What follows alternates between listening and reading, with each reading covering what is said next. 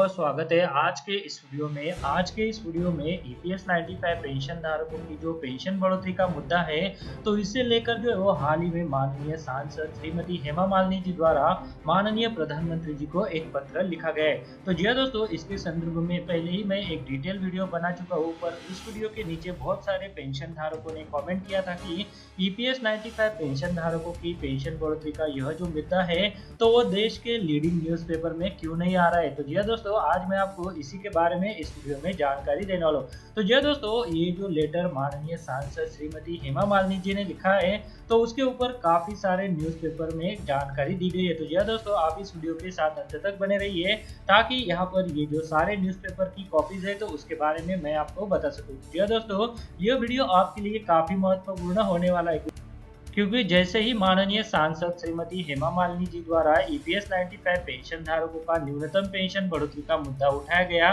तो इस खबर को जो है वो देश के काफी सारे न्यूज़पेपर ने अपनी जगह जो है वो दी है। तो जी हाँ दोस्तों, इसके बाद भी जो है वो अगर ईपीएस 95 पेंशन धारकों की पेंशन बढ़ोतरी के ऊपर कोई फैसला नहीं दिया जाता, तो जी हाँ दोस्तों, आज के इस वीडियो में ये जो सारे न्यूज़पेपर है जिसमें इस खबर के बारे में जानकारी दी गई है, तो उसी के बारे में अभी मैं आपको इस वीडियो में जानकारी देने वाला हूँ। तो जी हाँ दोस्तों, अगर आपको ये वीडियो आपसे रिलेटेड लगता है तो ही आप इस वीडियो के साथ अंत तक बने रहिए, नहीं तो आप इस वीडियो को अभी के अभी बंद कर दीजिए, आगे बढ़ने की कोई भी जरूरत नहीं है। तो जी हाँ दोस्तों, ईपीएस 95 पेंशन धारकों की न्यूनतम पेंशन बढ़ोतरी के लिए लगातार राष्ट्रीय संघर्ष समिति द्वारा प्रयास कराया जा रहा है। तो जी हाँ दोस्तों, ईपीएस 95 राष्ट्रीय संघर्ष समिति द्वारा ईपीएस 95 पेंशन धारकों की पेंशन बढ़ोतरी के लिए लगातार प्रयास किया जा रहा है। तो जी हाँ दोस्तों, ऐसे में यहाँ पर ईपीएस 95 पेंशन धारकों की पेंशन बढ़ोतरी के लिए माननीय सांसद श्रीमती हेमा मालिनी जी के साथ उत्तर प्रदेश का जो प्रतिनिधि मंडल है, तो वो लगातार संपर्क में था। इसी वजह से एक बार फिर से माननीय हेमा मालिनी जी ने ईपीएस 95 पेंशन धारकों की पेंशन बढ़ोतरी के लिए माननीय प्रधानमंत्री जी को वो पत्र लिखा है। तो जी हाँ दोस्तों, इसके बाद इस खबर को काफी सारे न्यूज़पेपर ने ईपीएस 95 पेंशन धारकों के लिए ये जो प्रयास किया जा रहा है, तो इसके बारे में जो है वो जानकारी दी है। तो जी हाँ दोस्तों, जैसा कि यहाँ पर आप देख पा रहे हैं कि इस न्यूज़पेपर में जानकारी देते हुए कहा गया है कि ईपीएस 95 पेंशन धारकों की मांगों के समर्थन में हेमा मालिनी की प्रधानमंत्री को गुहार। तो जी हाँ दोस्तों, यहाँ पर इन्होंने ऐसा कहा है। उसके बाद यहाँ पर ह्यूमन इंडिया ब्यूरो, जिसने यहाँ पर लिखा है, लोकसभा सांसद ने प्रधानमंत्री से किया आग्रह, कराया जाए समस्या का समाधान। तो यह दोस्तों, इन सारे न्यूज़पेपर में जो अपडेट है, तो वो ईपीएस 95 पेंशन धारकों की जो जायज मांगे हैं, तो उनको पूरा करने के लिए जो आग्रह किया गया है, तो उसके संदर्भ में यहाँ पर जानकारी दी गई है। उसके बाद यहाँ पर सेवानिवृत्त केंद्रीय कर्मचारियों की ईपीएस 95 पेंशन धारकों की मांगों को लेकर मोदी से लगाई गुहार। तो यह दोस्तों, इसके बारे में भी यहाँ पर जानकारी दी हुई है। तो ये जो सारे न्यूज़पेपर है, तो इन्होंने इस खबर को जो है वो अपने न्यूज़पेपर में जगह देते हुए माननीय प्रधानमंत्री जी को जो अपील की गई है, तो उसके बारे में जो है वो जानकारी दी है। तो जी हाँ दोस्तों, इसी के बारे में अभी हम इस वीडियो में डिटेल जानकारी ले रहे हैं। उसके बाद यहाँ पर भी सेवानिवृत्त केंद्रीय कर्मचारियों की ईपीएस 95 पेंशन धारकों की मांगों को लेकर राष्ट्रीय संघर्ष समिति पिछले कई वर्षों से संघर्ष करती आ रही है, लेकिन इनको न्याय आज तक भी नहीं मिल पाया है। तो जी हाँ दोस्तों, यहाँ पर भी ईपीएस 95 पेंशन धारकों की ये जो समस्या है, तो उसके बारे में यहाँ पर लिखा हुआ है।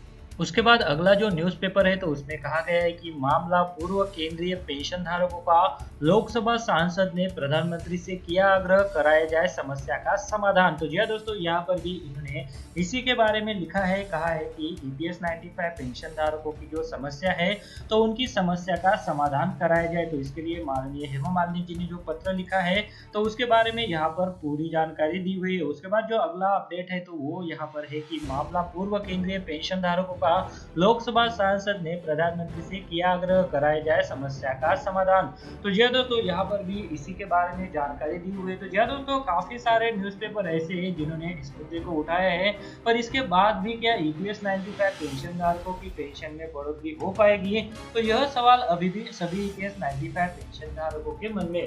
तो ये दोस्तों, बहुत सारे ईपीएस 95 पेंशन धारक है, तो उन्होंने ईपीएस 95 पेंशन धारकों का जो फेसबुक ग्रुप है, तो इसके ऊपर उन्होंने उनकी टिप्पणी की है। उन्होंने यहाँ पर समस्या का समाधान जल्दी से करने की यहाँ पर सलाह दी है। उसके बाद यहाँ पर भी ईपीएस 95 पेंशन धारकों की मांगों के समर्थन में हेमा मालिनी की प्रधानमंत्री से गुहार, दिया प्रधानमंत्री को एक स्मरण पत्र। तो जी हाँ दोस्तों, यह जो लेटर माननीय हेमा मालिनी जी द्वारा लिखा गया है, तो इसके बारे में इन्होंने भी जो है वो जानकारी दी है। तो जी हाँ दोस्तों, बहुत सारे लोग जो है वो इसके ऊपर कमेंट कर रहे हैं कि ईपीएस 95 पेंशन धारकों की जो मांगे हैं तो वो जल्द से जल्द पूरी किए जाए, क्योंकि ईपीएस 95 पेंशन धारक लगातार प्रयास कर रहे हैं। पिछले 4 सालों से वो प्रयास कर रहे हैं कि उनकी न्यूनतम पेंशन बढ़ोतरी को जल्द से जल्द बढ़ाया जाए।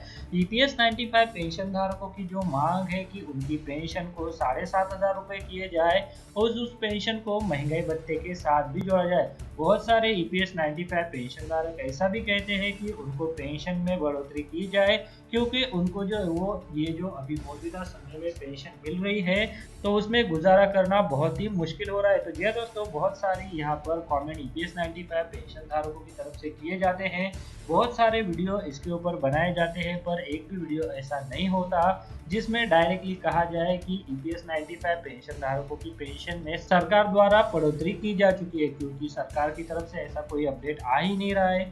तो यह दोस्तों, अगर आप भी चाहते हैं कि आपकी पेंशन में बढ़ोतरी हो तो आपको यह लाभ जो है वो पेंशन बढ़ोतरी का आपको आपके घर में बैठने से नहीं मिलेगा। आपको किसी एक माध्यम से जो है वो किसी एक नेतृत्व के साथ जो है वो आना पड़ेगा।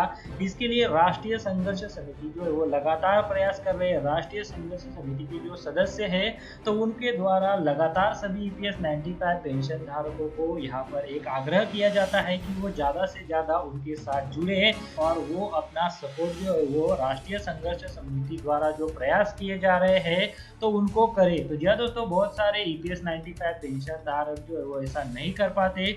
उनके लिए उनकी कुछ पर्सनल रीजन भी हो सकते हैं, क्योंकि बहुत सारे ईपीएस 95 पेंशन धारक ऐसे हैं जिनकी उम्र जो है वो भी ज्यादा हो चुकी है। ऐसे में उनको यह जो मूवमेंट है तो उसमें शायद भाग लेना मुश्किल होता होगा, इस वजह से वो जो है वो इसमें भाग नहीं लेते हो। पर यहाँ पर जो है दोस्तों, बहुत सारे ईपीएस 95 पेंशन धारक ऐसे भी है जो इस मूवमेंट में जो है वो अपनी हिस्सेदारी ले सकते हैं और ईपीएस 95 पेंशन धारकों की पेंशन बढ़ोतरी के लिए जो प्रयास किए जा रहे हैं तो उसमें जो है वो अपना सहभाग जो है वो दे सकते हैं। तो जी दोस्तों, अगर आप भी चाहते हैं कि आप जो है वो आपकी पेंशन बढ़ोतरी के लिए प्रयास करें तो इस वीडियो के नीचे आप जरूर कमेंट कीजिए। साथ में आप जितना हो सके उतना राष्ट्रीय संघर्ष समिति से जुड़ने का प्रयास करें, ताकि आपकी पेंशन बढ़ोतरी के लिए जो प्रयास किया जा रहा है तो उसमें जो है वो आपका सपोर्ट मिल सके। तो जी हाँ दोस्तों, यह सपोर्ट जो है वो फिजिकली आपको देना हो सकता है, किसी पैसे के तौर में देना हो सकता है। तो ये सारे चीजें जो है वो हम राष्ट्रीय संघर्ष समिति के ऊपर छोड़ते हैं। राष्ट्रीय संघर्ष समिति जो भी रणनीति अपनाएंगी उसके हिसाब से आपको जो है वो कार्य करना है।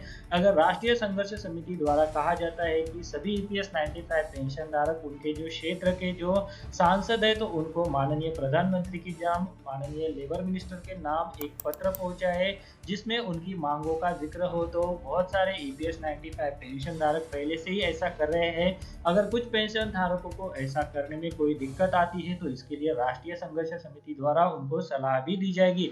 तो जी दोस्तों, आज के इस वीडियो में माननीय हेमा मालिनी जी द्वारा ये जो प्रयास किया जा रहा है तो उनके लिए मैं सभी पेंशन धारकों की तरफ से अभिनंदन करना चाहूंगा। उनको यहाँ पर बहुत बहुत धन्यवाद देना चाहूंगा कि उन्होंने अपने बिजी शेड्यूल से टाइम निकालकर ईपीएस 95 पेंशन धारकों का ये पेंशन बढ़ोतरी का मुद्दा है तो उसके ऊपर जो अपना ध्यान केंद्रित किया है और इसके ऊपर लगातार उनके द्वारा भी प्रयास किया जा रहा है। तो जी दोस्तों, अगर आप भी चाहते हैं कि आपकी पेंशन में बढ़ोतरी हो तो आप भी आपकी स्तर से जो प्रयास कीजिए। यह जो मुद्दा है वो माननीय प्रधानमंत्री जी के कान के ऊपर एक बार पहुंच चुका है। राष्ट्रीय संघर्ष समिति का एक प्रतिनिधिमंडल पहले ही माननीय प्रधानमंत्री जी से मुलाकात कर चुका है, जिसमें इन सारी बातों के ऊपर जो है वो चर्चा हो चुकी है। उसके बावजूद जो है वो यहाँ पर अभी तक ईपीएस 95 पेंशन धारकों की पेंशन बढ़ोतरी के ऊपर कोई भी फैसला नहीं लिया गया है।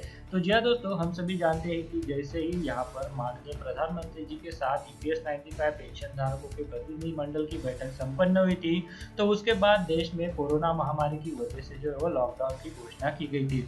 तो जी दोस्तों, हम सभी जानते हैं कि मौजूदा समय में इस महामारी से निपटने के लिए हम लगातार प्रयास कर रहे हैं। ऐसे में ईपीएस 95 पेंशन धारकों की पेंशन बढ़ोतरी का यह जो मुद्दा है तो उसमें शायद देरी हो सकती है, पर ऐसा ना हो कि ईपीएस 95 पेंशन धारकों की तरफ से जो प्रयास किए किए जा रहे हैं वो ही बंद हो जाए। अगर प्रयास करने ही बंद हो जाए तो आपकी पेंशन में बढ़ोतरी कैसे होगी। तो जी हाँ दोस्तों, इसके लिए आपको जो है वो लगातार प्रयास करने होंगे। यहाँ पर राष्ट्रीय संघर्ष समिति द्वारा लगातार प्रयास किए जा रहे हैं। इसका सबूत यह है कि रिसेंटली ही हाल ही में उत्तर प्रदेश का जो प्रतिनिधिमंडल माननीय हेमा मालिनी जी के साथ संपर्क में है, तो उसकी वजह से माननीय हेमा मालिनी जी द्वारा एक बार फिर से यह मुद्दा जो है वो उठाया गया और माननीय प्रधानमंत्री जी को एक पत्र जो है वो भेजा गया है, जिसमें ईपीएस 95 पेंशन धारकों की जो न्यूनतम पेंशन बढ़ोतरी है तो उसे बढ़ाने की मांग की गई है। साथ में ईपीएस 95 पेंशन धारकों को मेडिकल सुविधा, महंगाई भत्ता देने का भी उस पत्र में जो है वो जिक्र किया गया है।